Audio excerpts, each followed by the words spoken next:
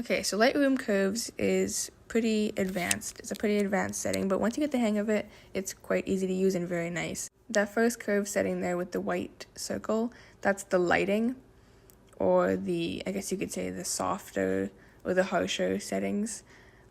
You can see I kind of made it a little bit harsh there, but this one makes it a little bit more dark and soft. You can make it harsh and soft. It's honestly, you can play around with it so much. And every picture you do will look differently. So that makes quite a harsh lighting, but it's soft harsh, if you know what I mean.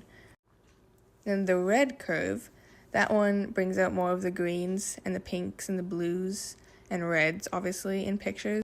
See right here, I brought in some more green and brought in some more red, and then in between those two curves, I softened it to make it a little bit more of a dull color.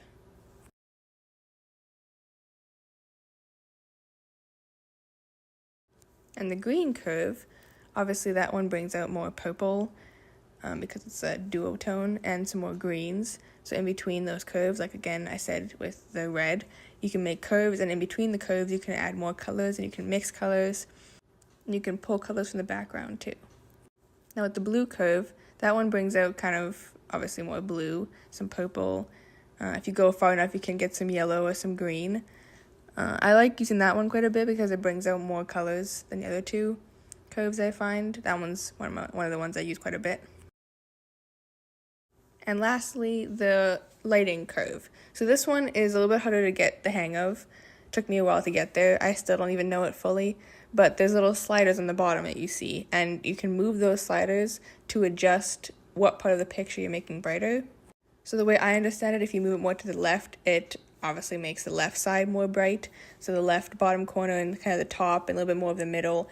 The right slider does more of the right side, and the middle kind of does the whole picture. That's kind of how I've been using it, and that's how it's been working best for me. You can move them so you can adjust different spots on the picture.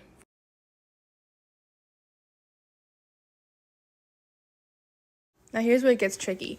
With brighter photos, you can pull out more colors than you can in dark photos, but the problem with that is when you pull out more colors, it can usually make some really ugly neon patches of like yellows or whites, or it just pulls random colors from you don't even know where it's coming from, or it can add it can make a whole a sheet, kind of like a layer, like a sheet layer of a different color, and it makes it soft and pretty harsh, and it doesn't really look the best. Some people might like that for their editing. I personally don't, because it sometimes even downgrades the quality of your pictures too. So you want to probably use curves mostly on darker photos. You can do it on lighter photos, but it won't give you the same result because, well, lighting in pictures makes the way you edit it differently. But I find with the color curves on lighter photos, that's when it pulls out the weird colors, and I'm not usually a huge fan of that because it makes the colors so much harsher. But in darker pictures, obviously since it's dark, you can't see them as well, so you don't notice the little faults that it will give you. Now with the blue curve, that usually is the one that I find that pulls out the weirdest colors on brighter pictures. So you can see in a second here when I adjust the top curve, look at the top middle, and it kind of makes it really bright and neon, and it kind of adjusted some of the grass by Ellie's foot too. And it doesn't look the greatest, so I usually tone that down quite a bit, or I'll just go back and soften it or get rid of it completely because it does not look how I want it to, and it usually ends up making those patches really terrible quality. So here's what I was saying about the colors that it pulls out. It makes it softer. It added an entire patch of that light purple color, and we don't want that, so I tone that down quite a bit whenever I'm editing pictures and that happens, because I don't want that tone. So I'll kind of just tone it down or make it a little bit brighter or make it softer, so I still have that color, but it's just not as harsh.